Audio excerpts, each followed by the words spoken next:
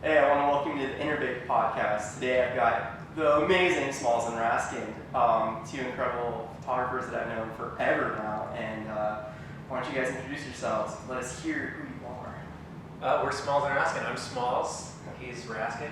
I'm Raskind. My first name's Andrew, but I go by my last name. And his first name's Jared, and he goes by his first name, but we promote with the last name. We like to mess with people. It tends to confuse people, but we aim to confuse. Branding is important. I'm glad you guys take it so seriously, how you guys came up with this whole thing. We spent a lot of time talking to entrepreneurs and can't stress enough how important it is to pick the right name for your business. And you guys have nailed it. Well, initially we were like going back and forth between like the Raskind and Smallz or Smallz and Raskind, but we figured Raskind and Smallz sounded like a law firm. Yeah, we would have done that one because the most important person typically goes first. Yeah. That's how it would have been, which didn't sound good. No, I'm thinking about it. That's good. It's cool. So yeah, look, we've known each other forever. We went to school together in Brooks Institute of Photography, which is now non-existent. It's gone. Which is really great because you guys dropped out before you even got a degree, so you guys saw the writing on the wall, right?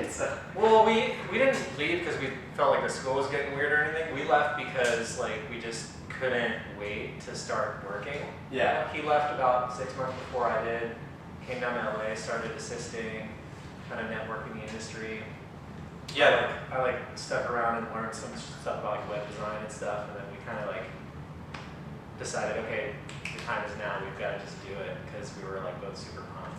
Yeah, there was a time where like I started assisting a bunch of people in LA, and to drive back and forth and to do school and to do that was just like insane. And I was like getting tickets because I was like racing home and just like not sleeping, and it just wasn't sustainable. So eventually I was just like, I can just leave and I can just figure it out. And along the way, like a lot of the people that I work for, I don't want to say that they like pushed me to quit school, but they definitely like reassured me that like I didn't need to do it anymore, and that it would be fine if I just learned on the job, and so went for it. Yeah. So I mean, to give a little more background information on this, so Brooks Institute is in Santa Barbara, California. You guys are essentially wetting your beak in Los Angeles in the industry and getting to know like how things work in the real world outside of like the theory and kind of like the safety of being in a school environment. When I first met you two guys, and I used you two and just a couple other people as kind of like champions of work ethic, and not just work ethic, but strategic working, where you guys very early on understood how to focus on a plan, work towards it, and decide where to put your time and your energy in a way that is going to continuously move you guys forward. And so like when we were in school still, this was like very early on. So like the way Brooks Institute of Photography worked, the curriculum for those that are watching, it's not an art school. It wasn't an art school. It was very much a trade school focused on the technical aspects of photography. And the first half of the school was all technical training. There wasn't anything focused on specialization like, celebrity portraiture or advertising or any of those little or even like nuances. theory, Yeah. So when we were first learning in the early stages of schooling, you guys were knocking it out of the park. You guys were just like killing it in terms of the quality of work you were doing, but also again work ethic. Like I'm the opposite of you guys, where I'm kind of like the kid that the night before the test is like, oh shit, I better like study, or like, oh wow, we got an essay due tomorrow. Okay, I should probably get to work on that. I only have the title page done, right? But you guys were consistently, as soon as the assignment's there, you guys are working on it, getting out of the way, and then you guys are just having fun the rest of the time, either running around like State Street shenanigans, or you guys are pushing your career forward, like going down to LA and working with people and building up that skill set in the real world. And I find that so interesting because there are so many other people at school that thought that all they needed was that degree. And there's a lot of people in every profession that think they only need that degree, and once they have it, doors just magically open up. up, and now they're going to get, this high-paying job in the field that they were studying for. So I'm really curious, because you guys represent this other side of it, that mentality that kind of demonstrates that degrees don't mean anything. And I'm curious, with how you just explained, your mentors, the people you're working for in the real world, kind of pushing you and validating that you're ready, what other aspects of those real life experiences contribute to you guys feeling really confident that it was time to leave and you didn't need that degree? That's a really good question. I mean, I think that there was for me personally, I think there was a sense that I actually didn't feel like I needed the degree from the beginning. Yeah. So my path, and we have kind of a similar path. I went to college, regular college, first in Los Angeles actually, for a year. But while I was there, just on happenstance, I got a job at a studio called Fifth and Sunset, which is no longer existing, but it's it was a very big and really active studio that everyone was shooting at, every huge photographer and every huge celebrity, and I was just working at the coffee bar there. So in doing that, I talked to a lot of photographers who'd come over and hang out at the coffee bar, and I'd make them coffee, and I had a conversation with Anthony Mandler, who's always been a super big influence on us, from an artistic point of view. But just talking to him, I told him about how I was really only going to college because my parents wanted me to go to college, and that what I really wanted to do was do what he was doing and to do what all these people were doing here. And he was like, oh, well, you can just go to Brooks and that'll fulfill both things. You can go there for your parents and also you'll learn what you want to learn. And then when you're ready, you can bail. And it was just kind of I already knew that all these people that were there doing what I wanted to do didn't necessarily have degrees. Yeah. So it was already, my intent when I went there was to take from it what I needed. And if I could just convince my parents or get the courage to piss them off enough to eventually leave when I felt I got enough, that's basically how it happened for me. So it wasn't some grand thing came to my mind that I was ready or whatever. It was just, I think I didn't want to go through with the whole thing from the jump. Yeah. And then by the time it was not possible for me to keep doing it anymore, I just chose the thing that I really wanted. Right on. How about you, bud? Yeah, well, I went to a community college up in Chico first, because I just wanted to do photography. And I had an instructor there about a year in who had gone to Brooks in the 70s and was like, dude, your work's good. I just want to say you should probably just stop going to school here and go down to this school that I used to go to back in the day called Brooks, super technical, and you're going to learn a ton there and just do it. And it's kind of crazy to think about how quickly your life can shift with one conversation, but the next week I dropped everything, left, moved down to Southern California, started going to Brooks, and soon, after starting there, you learn a ton of stuff. You learn a ton of the technical stuff. But once you get that tool belt kind of filled, you start noticing that the people who are sticking around to get their degrees and finish school might not be wanting to be shooters. They might necessarily want to be doing other things in the photography industry. And a lot of our peers that have we've stayed friends with throughout the decades from school have that went to Brooks are doing other things in the industry. There's very few that are actually shooting, Yeah. but they've applied their knowledge and their degrees to kill it in other aspects. And I think that they could sense that in their given industries that they were drawn to, those might have been more jobs that required a degree. And I think they had a sense of that back in the day, but for us, we were just whatever, we want to make art, we got to just get out and do it, I think that's a good point. There's so many jobs within the world of photography and entertainment and film and all that stuff that for some people it's not about being the artist, it's about eventually working in the arts. And Yeah. so for them it could be valid to walk into a place looking for a job and actually have a degree. So I think there's merit to both paths for sure. The cool thing about that school was that at least while we were going in there, they were really, really big on getting out and assisting and exposing yourself to the actual industry, because they know, like, you can't learn it all just from being in school. So, those who were wise heeded that advice and actually went and, like, assisted and went to the modeling agencies to, like, meet people and make, network connections or assist for assistance, just to, like, expose yourself to being on real sets and feeling what the industry's actually like, and that was for us like a huge motivator to, like, okay, maybe we don't need to stick around with the school thing, because we've learned a ton. I mean, they teach you so much technical stuff at that school. Yeah. We had 3-inch binders for every, like, assignment of, like, data. Yeah. And tests and stuff. Yeah, spending like 20 hours, in a single day just in, like, the studio. Yeah, photographing densimeter. Yeah, photographing that mirrored cube. That exercise, man. Yeah. Still gives me night terrors. Yeah. But, like, you start realizing that real world knowledge is kind of what the next step, I guess you'd say, for us. Yeah. And we were just like, the only way we can get that is by, immersing ourselves in the actual real world. Whether or not we could survive was the question. Yeah. We definitely lived off of ramen for Yeah. a long time. When the first 6 months I was in LA, I slept on his couch because he had, like, gotten a really good deal on an apartment. And I think my first apartment I was paying like $400 a month for, and it was like cockroaches and stuff.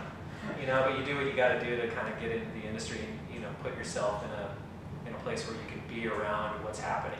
Like, you got to be in the city where the mecca is to be able to, like, do it. You can't live in the middle of nowhere and expect to make the network connections enough to.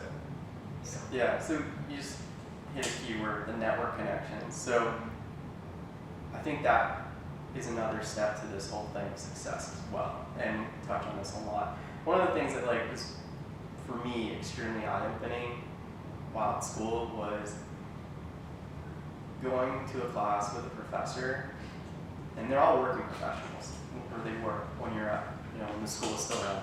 They're all working professional photographers, but there was a clear discrepancy in terms of skills from one professor to the other, where you would have some professors that were producing work in the real world that was something you'd expect to see from one of the students. Like, I remember there's a couple different teachers at the time when they would show their own work, and you're like, for me, I'm like, what? Like, Jared, Smallz, and my other buddy, Adam George, like, they're making better work than this professor right now, and we're only like, this is only the third class, this is going on.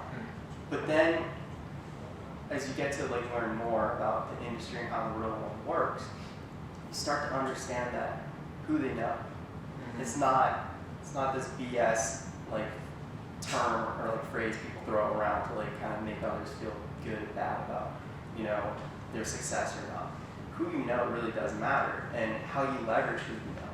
And so seeing these different professors, or realizing how much success they're having without the skills, but merely knowing the right people and how to, again, leverage those connections, was just eye-opening. And for two incredible photographers that have the skills, I'm curious, like, how much did that network matter? How much did you guys have to work to build up those relationships when you first got going, and how did you go about doing that? I think It matters 100%. Yeah. Like, I think. Go ahead. Did you want?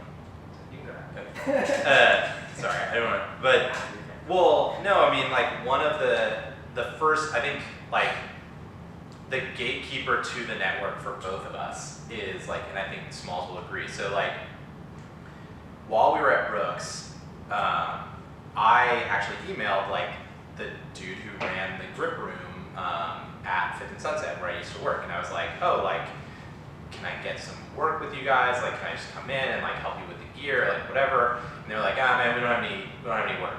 But, like, call this guy Ed. He's the grip room manager at Smashbox, which is another studio. So I emailed Ed, and Ed was like, I don't really have any work, but email his photographer, Art Stryber. He, like, loves, like, bringing an intern on set or whatever.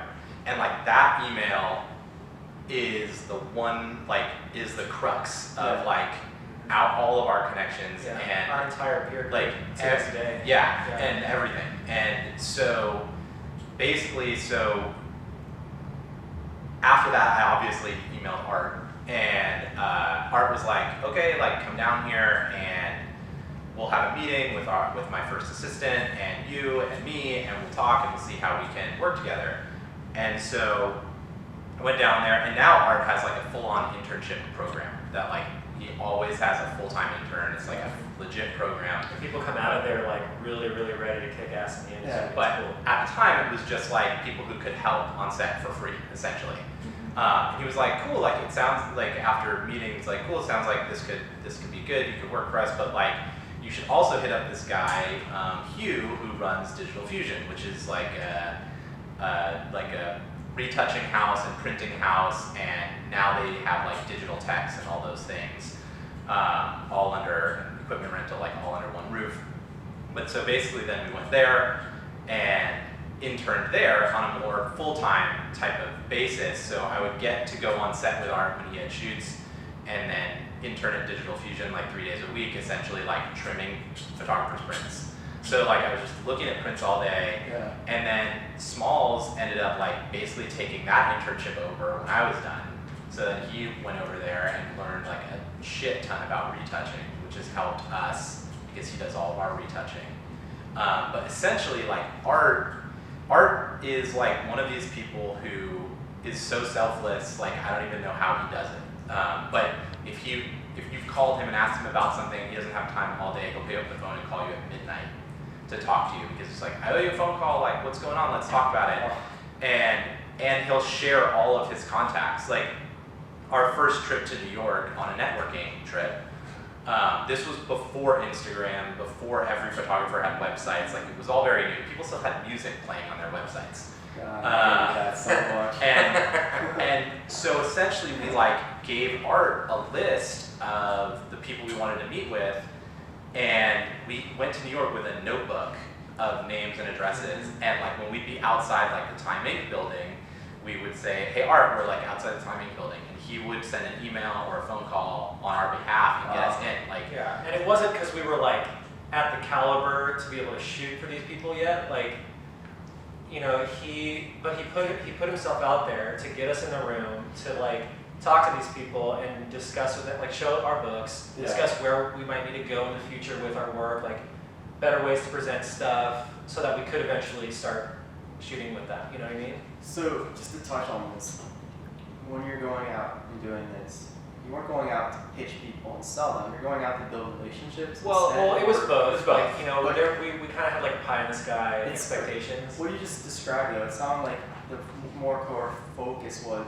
kind of learning from them, and with the intent to eventually sell them. But it sounds like you guys are more seeking like that feedback. Well, I think when you look back on it, it's easier to say we were going there because we wanted to learn. But I think when we went into those meetings, we were hoping to get hired.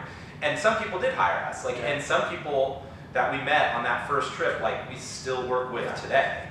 But like others were just like, it was great to get feedback on the book and to hear what we needed to do better and what we should take out of the book, or I guess the trick was like recognizing the difference and then actually applying what we learned in the meetings later. You know what I mean? So they didn't have to take those meetings, you know, like but they did because they respected Art.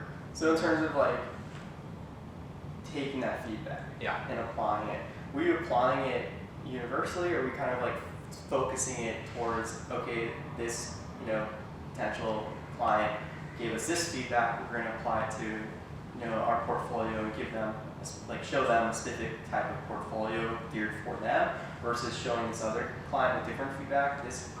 Was it like, were you guys that aware of it, or like were you? I think it was more general. I think it was like, it was more like we would take from what everyone was saying and figure out how it applied to us. Yeah, we were still trying to find our legs as far as style goes at that point anyway, so all feedback was kind of like simultaneously shaping what we did with our career all at the same time, you know? Because we were still like looking for our exact style and you know, how we wanted to present ourselves. But we did learn, and probably in those early meetings, that you did need to have different portfolios for different types of clients. And many of them, but that was back in the day when you needed lots of books. Now you only have like, you know, one One or book two of books, each but- category, and then people want to see Instagram, and it's a whole different ballgame. But yeah, it was.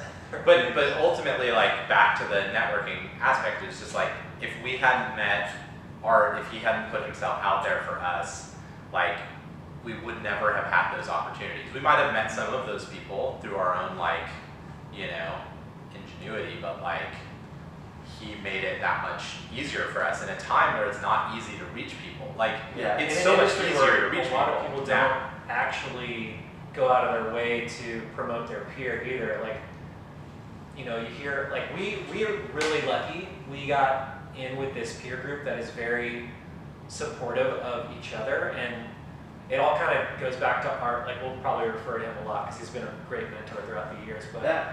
a good frame of mind that he and his people have always put out there is like, always build up the little guy, you know?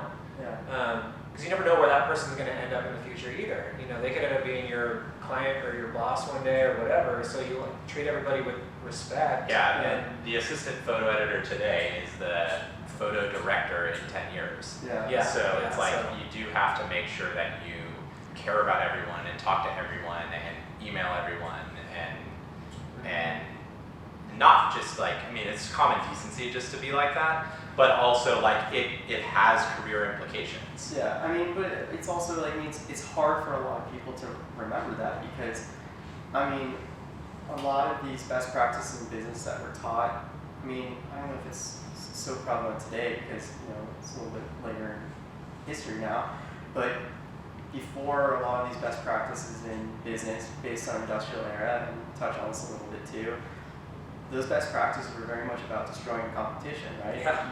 You destroy them, right? Yeah. They don't have any room to exist with you. But that doesn't make for a good community. It doesn't make for good relationships. It doesn't make for good people. It's very toxic. It'll make your And- career miserable. Yeah. You know? Yeah, and I know like even in school we saw a lot of that with other students trying to compete too, you know, cutthroat with other students, trying to stand out above them in the class and stuff. And they definitely have taken that into the real world, like if you follow some different people. So yeah, I mean this is all wonderful.